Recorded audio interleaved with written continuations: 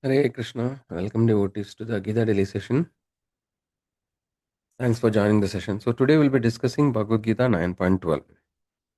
So, let's take the blessings of the Lord Jagannath Baldev Subhadra Maya Sudarshan Lakshmi Narasimhadev Gauranitai Panchatattva. Let's pray that by their mercy we are able to understand the transcendental topics of Bhagavad Gita.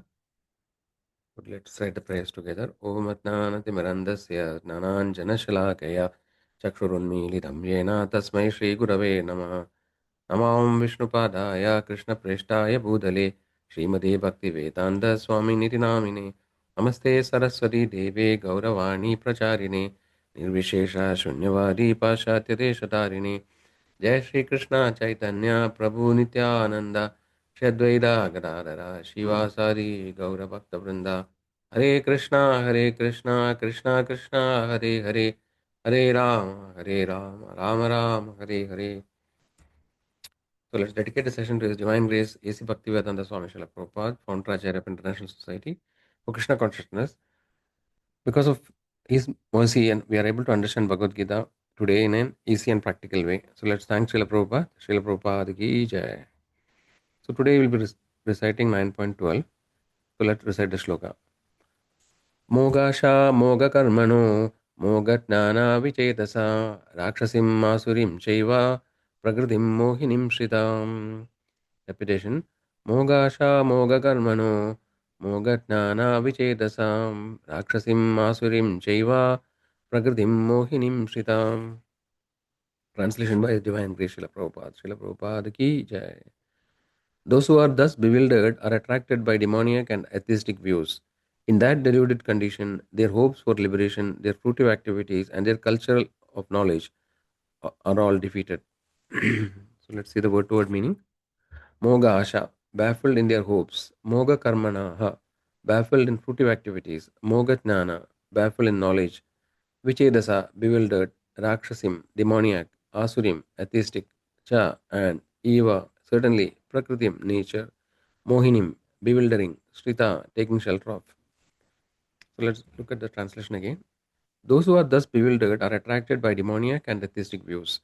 In that deluded condition, their hopes for liberation, their fruitive activities, and their culture of knowledge are all defeated.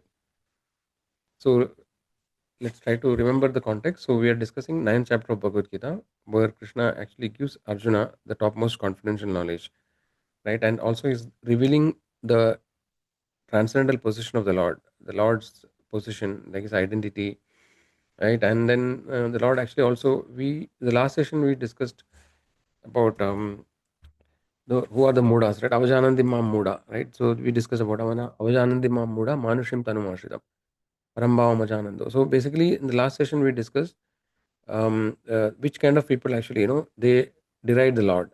So when the Lord comes in his personal form, we have seen that he is always coming in his transcendental form, right? The Lord actually, the ordinary jivas like us, we have a material body, right? So we have the spirit soul is the real identity, but it is covered by subtle body and gross body. But then Lord actually is spiritual completely, right? He doesn't take a material body.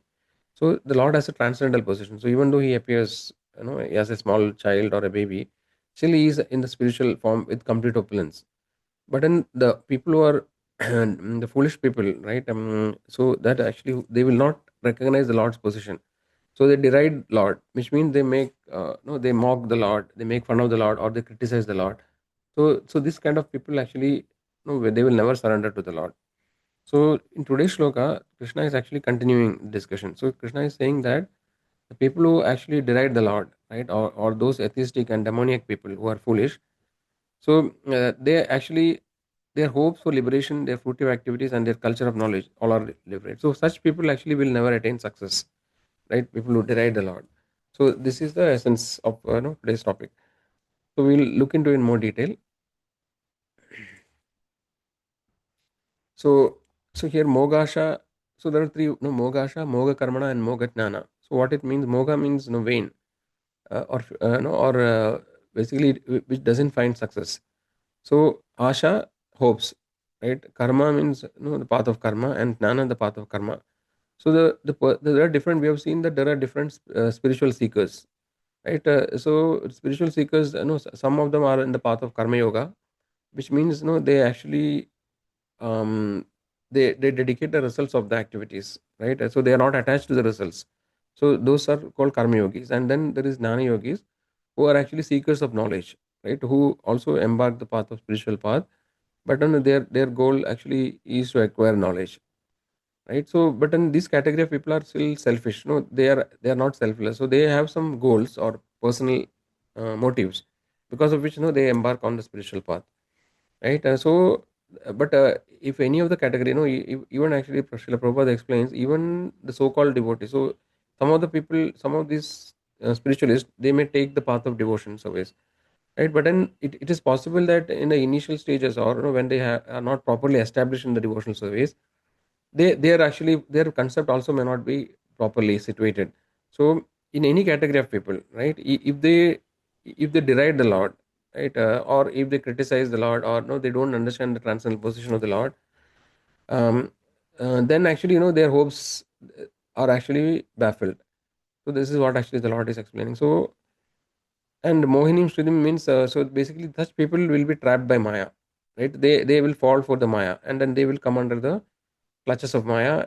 They become bewildered, and they will perpetually continue their journey in the way. They will not be able to get out of cycle of birth and death.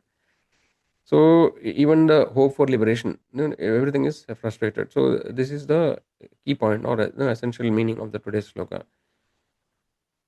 So here actually the asura. So we have discussed earlier also. No, the asurim bhavam. Right? This tendency of asura actually means, no, asura doesn't mean that like it's a like no person like demons or something like that. Asura only means that one who is completely blind to spiritual knowledge, right, and who is fully blind for sense enjoyment. Right? Such people are called asura. So it comes from the word ramande means to enjoy, right, and asu means life air. So one who wants to fully exploit the human birth or the life air for enjoyment, right? So these people are generally atheistic. So they don't accept the Lord, the presence of the Lord. Right? They try to deny the presence of the Lord. Right? So such people actually they are fully engrossed in sense enjoyment. So the point what we are trying to understand is that whatever be the path you take, in whichever the spiritual path, or even if you're atheist, and unless and until we accept the Lord, no, the present, the position of the Lord, Supreme Lord, right, and accordingly we don't align according to the Lord's desire, like, or wishes, which means that the Lord actually has a purpose. We have seen it. The jiva's original constitutional position is to serve the Lord, right, and some of the jivas in spiritual world, they became envious of the Lord. No, they wanted to enjoy separate from the Lord, and the material world is created for such jivas, right?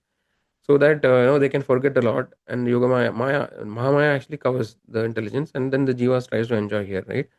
And somehow by the mercy of a pure devotee, right, when they come in association with pure devotees, they actually get the proper spiritual knowledge, and then they may start their journey back home. Otherwise actually the jivas perpetually they are spending their time in this material world, life after life. So so unless and until we are able to connect back to the Lord, right, understand the Lord, and understand our position. So what is self-realization essentially means to understand who we are, what is our real identity, right? So that is the first step in spiritual path, right? So adato Brahma Jitnasa, no, understand who are we, right? Where did we come from, right? Before this life, what was the situation, and what will happen after death, right? So these are the fundamental questions a person who is intelligent will ask, right? And also when he tries to understand himself, because he is not independent, no, he is always connected with the Lord, because he is come every all the jivas are part of Supreme Lord. Krishna says mame vamsho jiva loga jiva buddha sanadana. So when we try to understand our position, we automatically understand the Supreme Lord's position also, right? So this way, if one makes systematic progress, then actually he can achieve the highest perfection. But otherwise, if he tries to exclude the Lord, no, if he is envious of the Lord, and tries to um, try to deride the Lord, right, try to mock the Lord, criticize the Lord, ridicule, so all these things, this kind of asuric tendency, if people take, even if whatever, even if whichever path they are, even if they are danis, yogis, even if they are also devotees, but in such cases, they're actually they're the hope for progress is actually curtailed. Everything is kind of becomes vain, all their effort. Even they may be great scholar, they may be great yogi, but unless and until actually they have the correct understanding of the Lord's position, right, they don't accept the Supreme Lord, then actually all their attempts or everything is wasted. So this is what actually Lord explains in this. So why does people know why do some people doesn't accept the Lord as a person? No? So this is an important topic. No? Acharyas explain, because many times no, even if somebody takes up to the spiritual path, right, they are attracted to the impersonal concept, right, where they try to say that okay, the absolute truth, the supreme absolute, is actually is not a person. No, it is like a light, or Brahmajodi, or it is an energy. Or these concepts are very common. No, we see it very commonly today. No, or some people say the universe, right? Everything acts according to the universe, or it is the will of universe. So basically, here this is called the last snare of Maya. So the Maya actually keeps the jiva bewildered, right? And then it gives the jiva various options to avoid the Lord, right? Because why he came here in the first reason to come to the material world is because he want to forget the Lord, right? So the Maya facilitates this kind of mentality, right? So they will give us various ideas, or they get according to that concept, they get a particular guru according to their thing. But then why do they avoid the personal form of the Lord? Because see, when we say that the Lord is a person, then automatically the question of surrender will come, right? So when there's a person, when there's a spiritual master or a guru, then the disciple is supposed to surrender to the spiritual master to get the knowledge, right? So when we accept the supreme as a person, then automatically the question of surrender will come. Otherwise, what happens? We can always give excuses. Okay, if supreme absolute is light, then there is no question of surrender, right? So then they can live as per their wish. Basically, people doesn't want to give up their propensity of enjoyment. So this is the fundamental cause. Right? They actually want to no, they want to exploit the material nature. They want to act like a lord. No, they want to become their own lord. So these tendencies are fundamental to the jiva who are conditioned in the material world. So they always try to resist, to accept the concept of Lord as a person. So this is the reason. They actually try to give various reasons, various philosophies, right, to say that no, it is a light, it is all these things. But from scriptures, we see that there are various scriptural references which say, actually the Supreme Lord is a person. We have seen in Brahma Samhita multiple times, right? Lord Brahmaji, who is the first creator in the universe, he gets the spiritual knowledge first from the Lord. And Brahmaji says that the Supreme Lord is a person. Ishvara Paramakrishna Sachidananda Vigraha Anadiradir Govinda Sarvakarana Karanam. But this is just one. Now then there are many other shlokas. Right? Ramadi Murtishu Kala Niyamena Dishtan Nanavadara Magarod Bhuvaneshu Kintu Krishna Swaya Sambhava Paramapumanyo Govinda Mati Purusham Tamam. So there are various scriptural references, where acharyas established that Supreme Lord is a person. Because if he is not a person, how the jivas have this character? How we are persons, right? So because the Lord is person, we are also have similar to the Lord. We have some qualities of the Lord in a limited extent. Without Lord being a person, how can one exchange loving relationship with the Lord in various transcendental rasas? So all these things are not possible, right?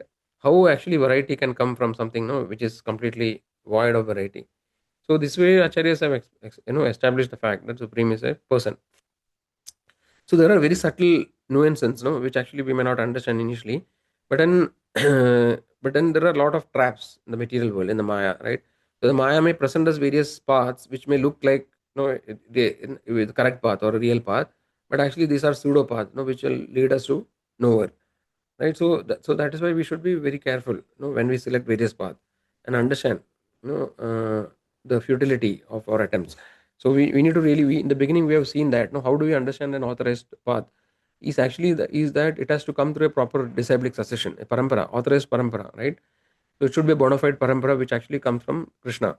So we need to see that actually. So this we have discussed in second chapter, no, sorry, fourth chapter.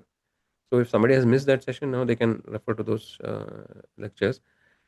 So yeah, so this is the basic. So we were discussing that the basic tendency of the basic jiva's propensity is to avoid the Lord actually, because he wants to forget the Lord so that he can enjoy here, right? So that's why the material world is designed in such a way that actually the jiva can forget the Lord by the influence of Maya, and then they try to find out various ways to enjoy, but in the end they are always frustrated. So after many frustration, many lifetimes, somebody is fortunate, he gets an association of a pure devotee, right, or a guru, and by that he can start the journey back home. So basically, how can we be happy in the material world is by actually reviving our constitutional position, because our constitutional nature is to be always enjoy happy, right? Jivara Swarup Hoy Krishna and Nityadas, and our position is Sachidananda, right? So this is the nature. That is why we are seeking for that happiness. We are always searching for that lost happiness. which was our original position. So this can be re-established by again reviving our consciousness, lost consciousness. No, that is by connecting back to the Lord, right? By serving. So we have seen that how the Lord actually is the root of everything. Krishna's few slokas before we discussed, right? Krishna so Aham Sarvasya Prabhavanta Sarvam Pravartate. Right? Everything comes from the Supreme Lord, right? So that way the Krishna is the root. Supreme Lord is the root of everything. So when we satisfy the root, or when we put water to the root, then everything, all the branches, leaves, everything is satisfied. So this is the essential principle, right? So point is that even though somebody may, different people may embark on different spiritual paths, but unless and until they get the correct understanding, right, of what is the root, if they are not able to find what is the root, then actually all their watering will be wasted. So this is the essential conclusion that we can draw. So now we look at a few shlokas, no, which are related to this topic actually. So let's go to them one by one.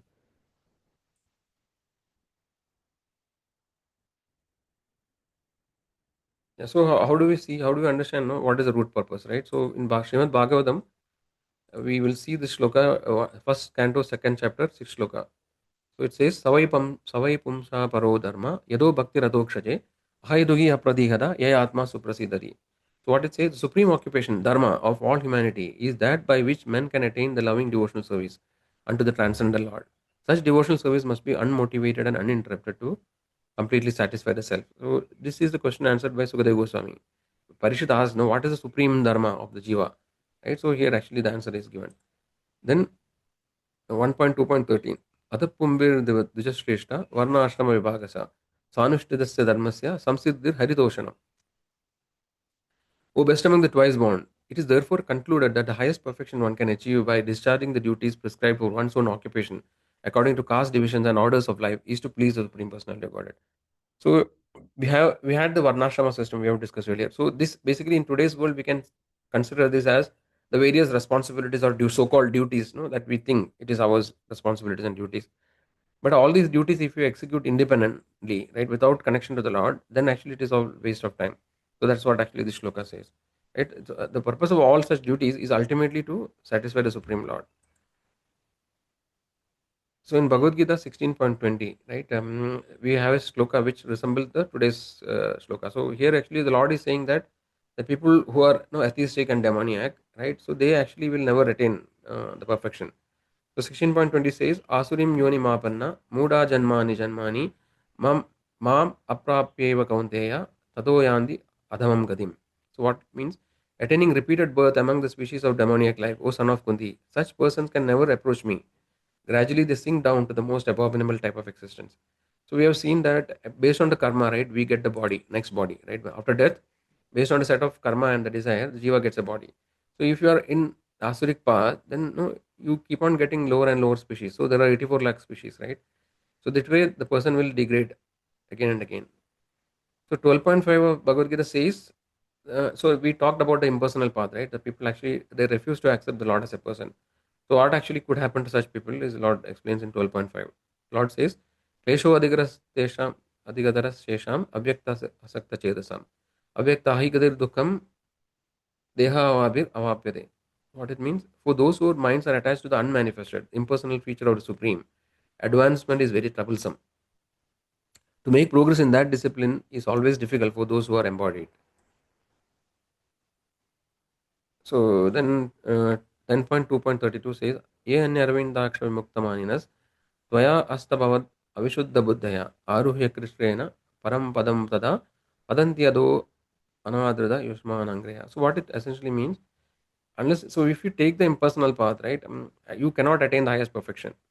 So basically you may get impersonal liberation. So that means you may be able to merge in the Brahman, which is the effulgence which is coming from the spiritual planets, which is, as Krishna says, Brahmanohi Pradishtaham. So the Brahman or the Brahmajyoti is actually situated on the Lord's energy, right? So it is not independent. So even so, somebody who even aspires and attain the Brahman position, because they have not developed attachment to the Lord, right? Then they still have to come back after many many millions of years. They will again come to the material world, and again, no, they will start the cycle of birth and death. So that position is not permanent, is what actually Lord is saying. So now I think we'll just look at a small example we have seen earlier also. Is about Hiranyakashipu, right? How Hiranyakashipu is an ideal example of such an asura, right? He was actually, he attained a great position by pleasing Lord Brahmaji, and he was always envious of the Lord. No, he was inimical to the Lord from the beginning. So he had various goals. No, he wanted to become. He want to. His hope was mainly his hope was to conquer death. Right. He requested Lord Brahma that he want to become immortal. But then Lord Brahmaji told, I myself is not immortal. I cannot give that this thing.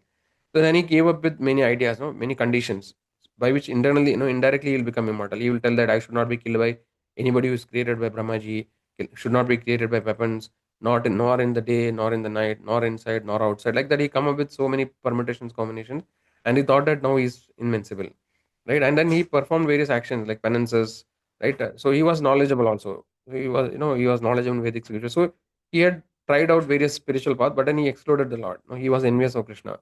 So what is the result we know, right? So he was finally killed by Hiranyakashipu. So all his Mogasha, Mogarmana, so all his ashas, everything was destroyed right in the end. So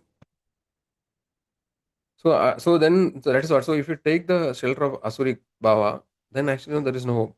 Like even if you are a Gnani, Yogi or whatever, even if you are trying to be a devotee also, if you without actually considering or accepting the Lord, right, as our ultimate goal or understanding the Lord's position, actually all our veins will not be successful. So this is the essential point. So in today's world also, no, many of the people we see around, right, they think that they are devotees, right, but then they don't have correct understanding. The correct conception is not there. So then also the destination, the ultimate destination or the supreme destination cannot be achieved. So that's why we need to have the correct knowledge. We have to associate with devotees.